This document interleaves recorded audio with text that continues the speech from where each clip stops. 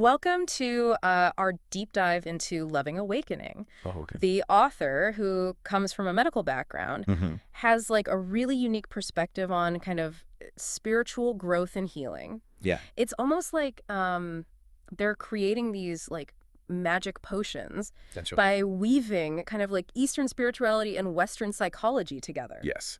Their medical background is fascinating. Yeah. You can definitely see how it influences their practical, Yeah. like pragmatic Right. approach Hmm. to these sometimes really complex spiritual ideas. And they call it hardcore dharma. Yeah. It's like they're saying, look, even if you're like super gentle with your spiritual practice, Yeah. you might still have like pretty intense experiences along the way. Right. Transformation itself has a kind of inherent intensity. Right. But they also make a big point about how important like trauma healing is Right. as like the foundation for spiritual growth. Oh. In fact, they suggest that inner work on those old wounds could be even more effective for reducing suffering and boosting happiness than striving for enlightenment itself. So instead of jumping right to enlightenment, Yeah. the authors suggest like taking some time to work on ourselves first. Exactly. It might seem counterintuitive. Yeah. Because in many spiritual traditions, enlightenment is seen as like the solution to suffering. Right. But the author actually points out that some people even experience increased suffering after enlightenment Really? because of intense energetic adjustments. Whoa, that's a serious reality check. Yeah. It challenges that common idea that enlightenment equals instant bliss. Right. So how does this book actually tackle the nature of self and suffering? Well, they connect the Buddhist concept of anatta, which means no self, Right. with modern psychology, specifically the internal family systems model, or IFS. Okay. IFS views the mind as a collection of parts, Uh-huh. rather than like a single fixed self. Okay. You might even start to notice these different parts within yourself as you read. So it's not just about this abstract idea of no self, Right. but about understanding the different parts that make up our inner world. Exactly. Mm-hmm. And they bring up the Buddhist goal of eradicating suffering, Okay. acknowledging that it's a religious belief. Right. It's not presented as like an objective fact, Sure. but as a powerful idea that many people are drawn to. It makes you think about the power of belief Right. and how our experiences can shape like what we believe. Yeah.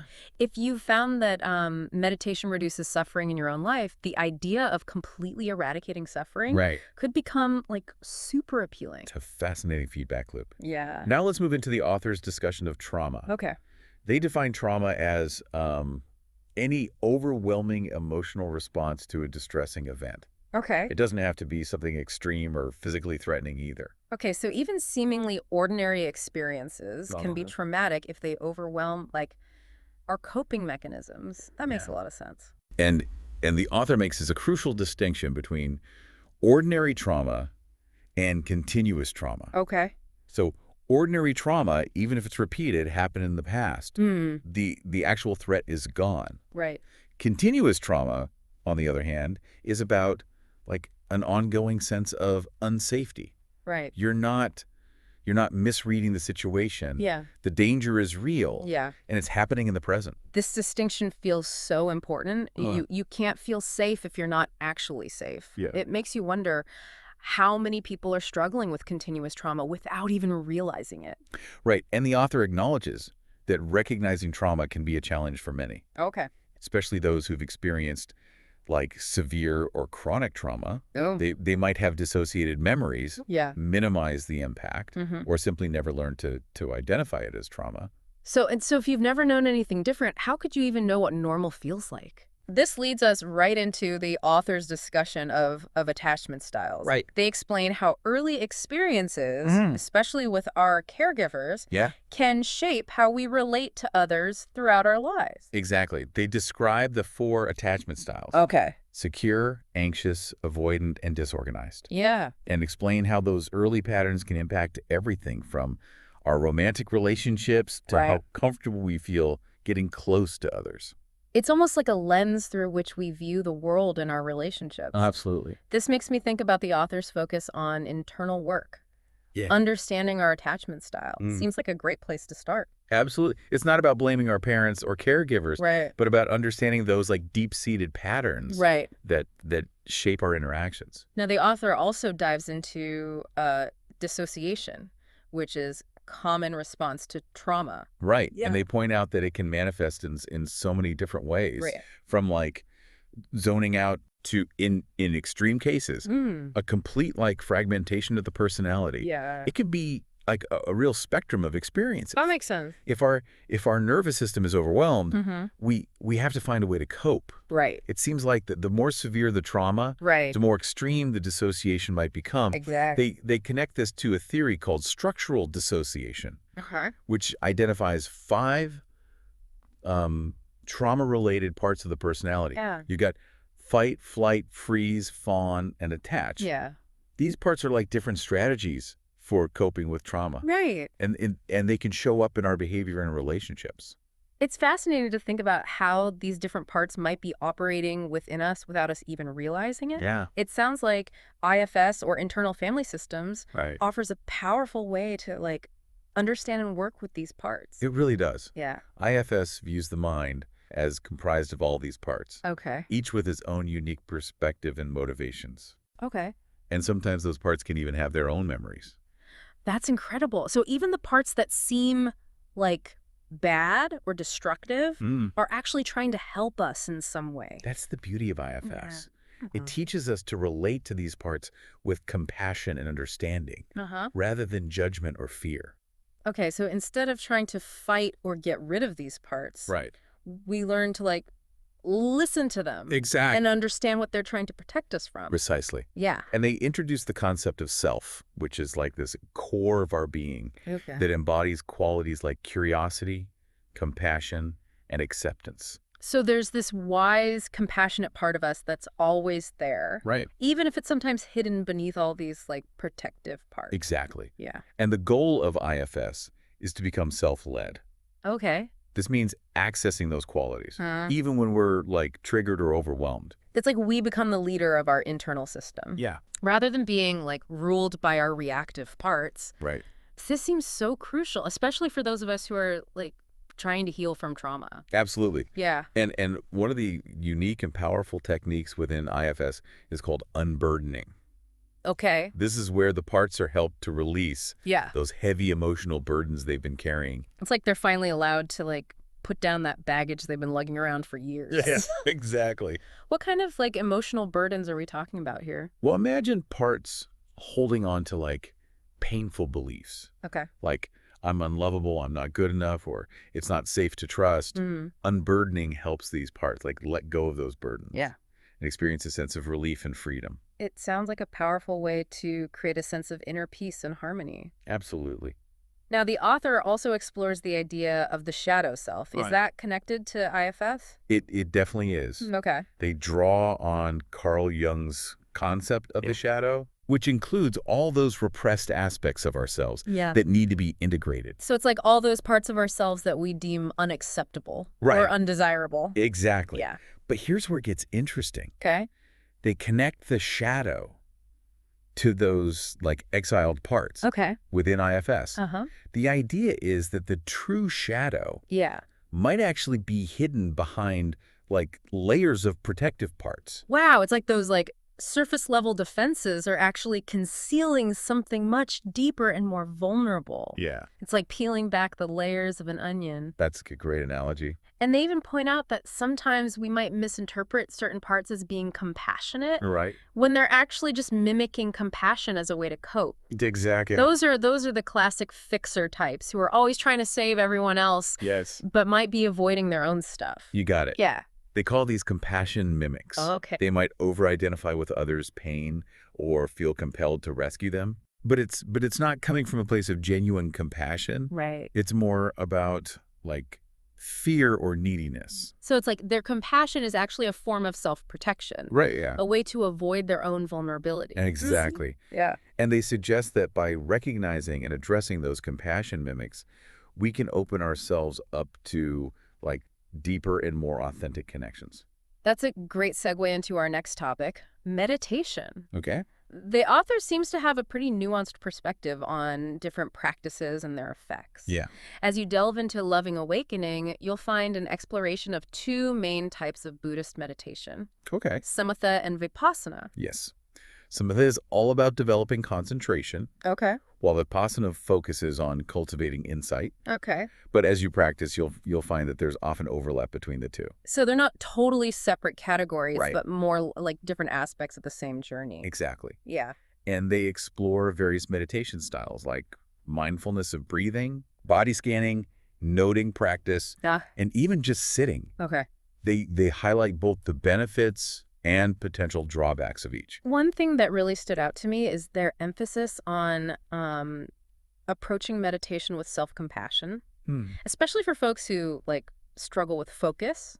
Yeah. They acknowledge that it's okay to not be a perfect meditator, Right. and that the journey itself is valuable. They also challenge the common idea that meditation is always like calming and stress reducing. Right. In fact, they devote a whole chapter Yeah. to meditation side effects and even spiritual crisis. That's not something you hear every day. No. It makes you realize that even though meditation can be incredibly beneficial, Yeah, it's important to be aware of the potential downsides. absolutely. Yeah. And speaking of potential downsides, Okay. they even challenge a common assumption about the jhanas. Okay. Those states of profound absorption often associated with deep meditation. This is where it gets really interesting. They describe the jhanas as meditative states that are linked with certain positive emotions. Right. They're traditionally seen as like concentration practices, but the author argues that they can actually offer like a lot of valuable insights too. And they Yeah. challenge the idea that jhanas require like intense concentration. Right. They suggest they might be more accessible than many people believe, which is pretty radical. Right. So it's not about forcing ourselves to reach these like deep states of absorption, but about like exploring the nuances and subtleties Yeah. of those jhanas. Right. That sounds a lot less intimidating. Right. And they even suggest that lighter jhanas Okay. might be more useful than deeper ones, Interesting. which goes against a traditional view that deeper is always better.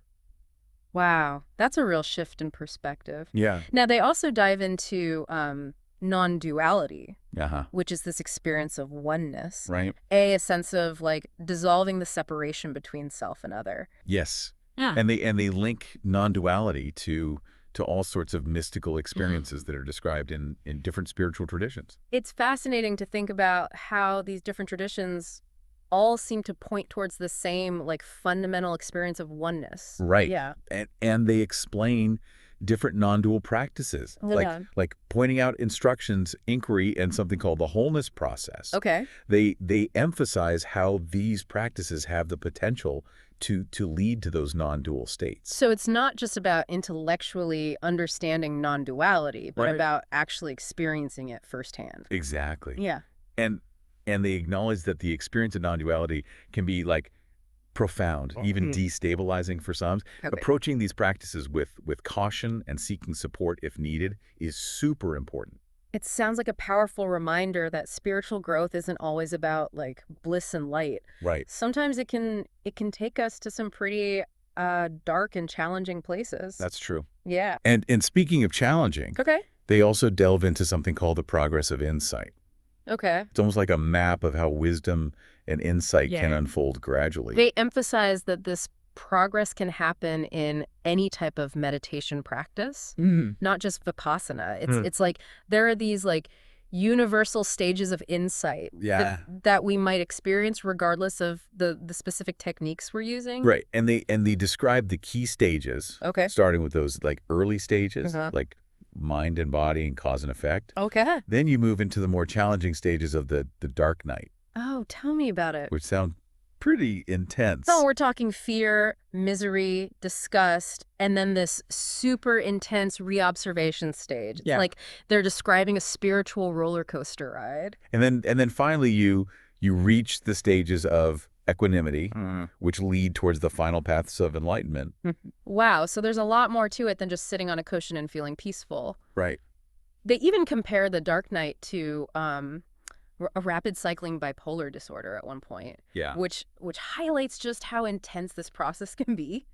They're definitely not sugarcoating it. Right. They emphasize that the progress of insight can be like incredibly difficult and destabilizing. Yeah. Especially during that like dark night phase. Okay, so if it's that intense, Yeah. it makes you wonder, like, how you're supposed to navigate those stages, like safely and skillfully. Right. What kind of guidance do they offer? Well, they talk about the importance of having support, Okay. taking breaks from practice when needed, and engaging in grounding activities Okay. to help regulate the nervous system. Right. They also emphasize like self-compassion Okay. and remind us that those difficult experiences are a natural part of the process. It's like they're saying, hey, it's okay to not be okay. Reach out for help, adjust your practice, and be kind to yourself. Exactly. That's really reassuring. Absolutely. Yeah. And now let's move into something a little more energetic. Okay. The author talks about Kundalini, Okay. this powerful energy that can be awakened through spiritual practice. I've heard about Kundalini. It's often associated with intense physical and emotional experiences. Exactly. And they actually connect Kundalini to trauma healing. Oh. They even mention that trauma pioneer Peter Levine Okay. was fascinated by this connection back in the 1970s. Wow, that's interesting. Yeah. It makes you wonder if trauma healing and spiritual awakening are like two sides of the same coin, both dealing with this like fundamental energy within us. Right. Yeah. They describe the chakras, Okay. which are energy centers in the subtle body, All right. and talk about how they can influence our physical and mental well-being. So we're not just talking about the physical body here, but about like this whole subtle energy system that's interconnected with our physical and emotional state. Exactly. They explore the range of energetic phenomena that can accompany spiritual awakening from kriyas, which are involuntary movements, to altered sensory perception and even psychic abilities. Whoa, that's getting into some pretty woo-woo territory. Yeah. Makes you wonder what's really possible when we start to like tap into those like deeper levels of energy and consciousness. And they acknowledge that these experiences can be both like exhilarating and terrifying. Right. So approaching them with like discernment and caution is key. Speaking of which, they go into detail about the potential side effects of meditation and what they call spiritual emergency. Right. They challenge that common perception that meditation is solely calming and stress reducing. Right. It turns out there's a potential for a whole range of adverse effects. They even give like specific examples of cognitive, perceptual, emotional, physical, and social challenges that people might experience. It's almost like a cautionary tale, reminding us that spiritual practice isn't always easy or straightforward. They're really trying to bring more balance to the discussion about meditation by acknowledging both the benefits and the risks. Okay, so let's say you're someone who's experiencing these like adverse effects. Yeah. What kind of advice do they offer? Well, they talk about the importance of taking breaks from practice. Okay. Adjusting the type or intensity of the practice and seeking support from experienced teachers or therapists. Okay. Engaging in grounding activities to help regulate the nervous system is important too. That seems like sound advice, especially if you're new to meditation or have a history of trauma. They also highlight the importance of understanding how trauma might be playing a role. Right. Since those with a history of trauma might be more susceptible to adverse effects from meditation. This makes me think back to their earlier point about prioritizing trauma healing. Right. It seems like addressing those old wounds could make a huge difference in how we experience meditation and other spiritual practices. Absolutely. Yeah. And they talk about the potential for meditation to exacerbate dissociation. Right. Especially if it's used to avoid difficult emotions. Right. This is what they call spiritual bypassing. So it's not about using meditation to check out of reality or numb ourselves to our feelings. Right. It's about cultivating like presence, awareness, and acceptance of whatever arises in the present moment, even if it's uncomfortable. Exactly. Yeah. But here's the tricky part. Okay. They also talk about how meditation can sometimes lead to a listing of dissociation, which might sound like a good thing, but can be really destabilizing if it happens too quickly or without proper support. That makes sense. Dissociation is often a protective mechanism, a way to shield ourselves from those overwhelming emotions or memories. So if those defenses are suddenly removed, we might be flooded with all sorts of intense feelings that we're not equipped to handle. Exactly.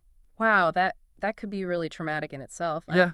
It seems like finding the right support and guidance is crucial for anyone who's exploring these practices, especially those with a history of trauma or dissociation. They really emphasize that. Yeah. Now, in addition to meditation, Okay. the author explores a whole range of other healing modalities. Right. They start with psychotherapy, Okay. highlighting the importance of finding the right approach. The therapist, it's not one size fits all. They delve into the concept of memory reconsolidation, which is fascinating. Right. It's a key mechanism in trauma therapy. Yeah. Where those traumatic memories are accessed. And updated with new information. It's like rewriting the script of the trauma. Right. Creating a new narrative that's less debilitating and more empowering. Right.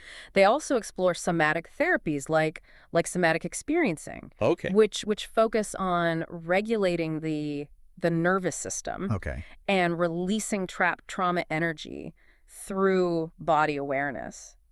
Okay, so instead of just talking about the trauma, you're actually working with the body. Exactly. To process and release that stored energy and tension. Exactly. And they introduce the felt sense. Okay. Which is this deep intuitive knowing that goes beyond like words and thoughts. Okay. It's about tuning into the body. Right. And allowing those sensations to inform our understanding.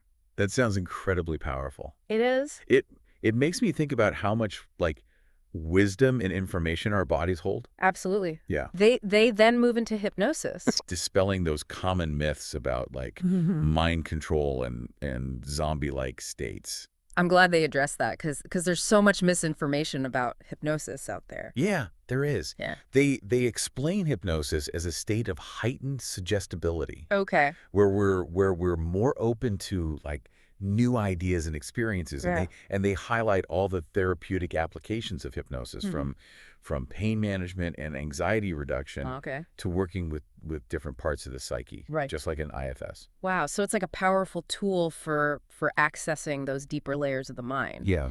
And facilitating healing and transformation. Exactly. What's interesting is they bring up Milton Erickson, who's considered a pioneer in hypnotherapy. Yes. They emphasize his indirect and metaphorical approach. Okay. His focus on resources and his skillful use of language. Yes, sir. It seems like he had a real knack for meeting people where they were at and using their own strengths to facilitate healing. That's so important. Yeah. It seems like a lot of healing modalities are moving away from those old hierarchical models. Where the therapist is the expert and the client is the passive recipient. Right. Yeah. It's more about collaboration and empowerment. Right. And speaking of empowerment, the author also dedicates a whole chapter to somatic trauma work. Somatic trauma work, what is that exactly? It's all about healing trauma by working directly with the body. Okay. They explain how trauma can get stuck in the body as frozen energy, and that by working with those physical sensations, we can help release that stuck energy and complete the stress cycle. It makes me think about how our bodies often hold the memories of trauma, even if our minds have blocked them out. Exactly. Yeah. They draw on the work of Peter Levine, who developed somatic experiencing, and they offer some really practical techniques, like expanding and moving parts, sending sensations to parts, using narratives to process trauma, and engaging in movement to release energy. I'm starting to get a sense of how all these different modalities can work together. Yeah. It's not about choosing one over the other, but about finding the combination that works best for you. That's exactly the point they make. Yeah. And now, let's dive into something a little more imaginative. Okay. Imaginal practice. Ooh, imaginal practice. Yeah. What is that all about? They describe it as a method of exploring the subconscious through guided imagery and symbolic journeys. It sounds like diving into the world of dreams and archetypes. Right. Like using our imagination to access deeper layers of meaning and healing. Exactly. They connect it to lucid dreaming and shamanic practices. Okay. And emphasize its potential for healing, insight, and even creative expression. They even describe different approaches to imaginal practice, including drumming journeys, shared imaginal practice, and working with specific concepts and questions. It's fascinating to think about the power of our imagination and how we can use it to explore these hidden realms of the psyche. And they emphasize that you can do it both individually and in groups. Right. Which adds a whole other dimension to the experience. Okay, now we have to talk about their perspective on art as a spiritual practice. Right. This is something I feel like is often overlooked, but it can be so powerful. Yeah, they explore how different art forms can help us become more present. Right. Process emotions and access deeper states of awareness. It's like art can be a bridge between the conscious and subconscious mind. Right. It allows us to express what words often can't. They highlight the value of engaging with art intuitively. Yeah. Letting go of overthinking and control. Yeah. And allowing the creative process to unfold organically. Right. It's not about creating perfect art, Yeah. but about using art as a means of self-expression and exploration. That's so liberating. Yeah. And speaking of liberation, the author dedicates a whole chapter to spiritual friendship and relationships, emphasizing that we don't have to walk this path alone. That's such an important point. Yeah. They talk about how authentic connection and supportive relationships can provide a sense of belonging, encouragement, and even like accountability. Right. Which are so valuable when things get challenging. It's like having a safety net, a group of people who like get it, who understand the ups and downs, the doubts and the insights of the spiritual journey. Exactly. They explore those unique dynamics of spiritual friendships, acknowledging both the potential for growth and the challenges that can arise. I imagine it can be like both incredibly rewarding and incredibly challenging to have friends who are also on a spiritual path. Yeah. You're growing and evolving together. Right. But there's also like the potential for conflict and misunderstandings. They address those complexities. Okay. They also delve into the role of romantic partnerships in spiritual development. Okay. Recognizing their potential to bring up those deep-seated patterns. Right. And offer opportunities for profound healing. It's like relationships can be this incredible mirror reflecting back to us those parts of ourselves that need attention and healing. They talk about how relationships can trigger old wounds and patterns. Right. But they can also be this incredible catalyst for growth and transformation. It's almost like they're saying that our relationships can be our greatest teachers. Absolutely. Yeah. Now, they also discuss the complexities of the guru-disciple relationship, acknowledging the potential for both profound guidance and unfortunately abuse of power. This feels like a really important topic to address. Yeah. Especially given the history of some spiritual communities. They emphasize that. Yeah. They encourage you to use discernment. Right. Take responsibility for your own well-being. And set healthy boundaries when seeking spiritual guidance. It's like they're saying, don't just blindly follow anyone, no matter how enlightened they seem. Yeah. Trust your intuition, ask questions, and don't be afraid to walk away if something doesn't feel right. Exactly. Yeah. They also highlight the transformative potential of practicing with others. Okay. They talk about how group practice can foster connection, support, and collective wisdom. They even mention like different forms of interpersonal meditation, like insight dialogue and focusing partnerships. So it's not just about solitary practice. It's about coming together with others to like deepen the experience and learn from each other. And they talk about what it means to guide others in spiritual practice and healing modalities, emphasizing the importance of ethical conduct, clear boundaries, and putting the well-being of those you're guiding first. It sounds like they're calling for a more conscious and an ethical approach to spiritual leadership. Absolutely. Yeah. Now, in the final chapter, they tackle a really important but often uncomfortable topic. The dark side of spiritual communities. Yeah, this is something that doesn't get talked about enough. Right. But it's so important to acknowledge. They acknowledge that. Yeah. They talk about how spiritual bypassing, controlling behavior, and even the perpetuation of oppression can show up in these communities. It's like they're reminding us that just because a community is focused on spirituality doesn't mean it's immune to these like harmful dynamics. And they explore the role of trauma in these patterns. Right. It's like if we're not aware of our own wounds, we're more likely to perpetuate those patterns of harm in our relationships and communities. It's a powerful reminder that we all have a responsibility to do our own inner work so that we can show up in a more conscious and compassionate way. They also highlight the need for greater awareness, accountability, and ethical guidelines within spiritual communities to create safer and more supportive environments for everyone. It's a call to action, a challenge for all of us to do better and be more conscious of the potential for harm in these spaces. Right. One of the things that struck me about this book was the author's emphasis on discernment.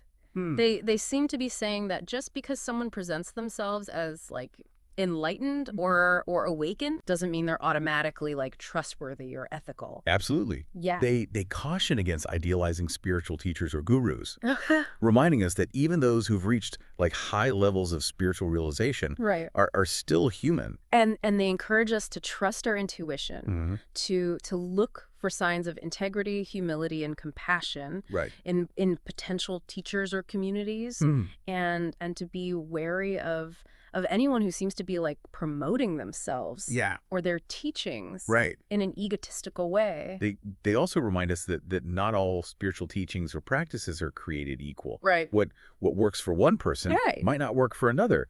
And what seems like advanced or esoteric might actually be like harmful or misleading. So as we navigate the spiritual landscape, it's essential to be critical thinkers, to question everything and to trust our own inner compass. Now, another recurring theme in this book is the idea that spiritual awakening and healing are not linear processes. It's more of a continuous dance between light and shadow, growth and challenge. It's like they're saying that it's okay for the journey to be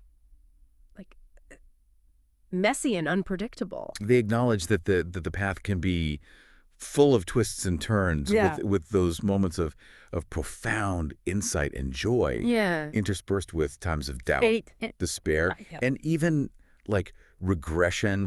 They even compare it to rapid cycling bipolar disorder at one point. Just to highlight the intensity and unpredictability of the experience. But they emphasize that these challenges are not a sign of failure or something to be avoided. They're an integral part of the journey. It's through facing those shadow elements and working through those difficult emotions that we can truly transform and grow. So as you continue to explore the practices and insights from Loving Awakening, remember that it's not about striving for some idealized state of perfection. It's about like embracing the full spectrum of human experience. They encourage us to approach the path with curiosity, compassion, and a willingness to learn from our mistakes. As we wrap up our deep dive, what are some of the key takeaways that you'll be carrying with you? For me, one of the most important takeaways is the importance of integrating spiritual practice with trauma healing. They're not suggesting that we have to be like perfectly healed before we can embark on the spiritual path, but rather that addressing those unhealed wounds can create a more stable foundation for growth and transformation. It makes perfect sense. If we're carrying around a lot of unprocessed trauma, it can create so many obstacles on the path. Another key takeaway is the importance of finding authentic connection and support along the way. They highlight the transformative power of spiritual friendships, relationships, and communities. It's like they're saying that we don't have to do this alone, and that finding our tribe can make a world of difference. And finally, I appreciate their emphasis on discernment and critical thinking, especially when it comes to spiritual teachers and teachings. They encourage us to question everything. Trust our own inner wisdom, and be wary of anyone who claims to have all the answers. It's a powerful reminder that ultimately we we are responsible for our own spiritual journey. So as we conclude this deep dive into loving awakening, I'm left with a sense of both like excitement and caution. Excitement for the potential for healing and transformation that this book offers, and caution about the potential pitfalls and challenges that we might encounter along the way. I think that's a healthy balance to strike. Yeah. As the author reminds us, the spiritual path is not a linear journey. Right. But a winding and often unpredictable adventure. Right. There will be times of great joy and insight, and times of difficulty and despair. Right. The key is to approach the journey with an open heart, a curious mind, and a willingness to embrace the full spectrum of human experience. And perhaps most importantly, to remember that we're not alone on this journey. Right. There are others who have walked this path before us, and there are others who are walking alongside us right now. Absolutely. By connecting with those fellow travelers, sharing our experiences and supporting each other. We can navigate the challenges and celebrate the triumphs together. May your journey be filled with meaning, purpose, and joy. Well, that brings us to the end of our deep dive into loving awakening. Yeah, thanks for taking this journey with me. It was my pleasure. I hope our listeners found this exploration insightful and thought-provoking. Me too. And I hope it inspires them to, continue to explore these ideas and find what resonates with them on their own spiritual journeys. Absolutely. So until next time, may your path be filled with curiosity. And may you find the support and guidance you need along the way. Take care.